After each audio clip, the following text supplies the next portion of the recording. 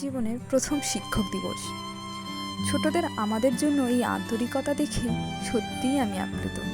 হয়তো অবুঝ শিশু মনে এই শিক্ষক দিবসের গুরুত্ব তাদের জীবনে কতখানি তা এখনও বুঝতে এদের অনেকটা সময় বাকি, কিন্তু তারা মনে করে আমাদের জন্য উপহার নিয়ে এসেছিল, আর সাথে ছিল তাদের প্রণাম।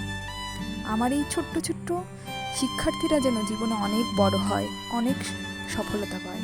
আর আমার জীবনে সকল শিক্ষকদের আমি প্রণাম জানাই।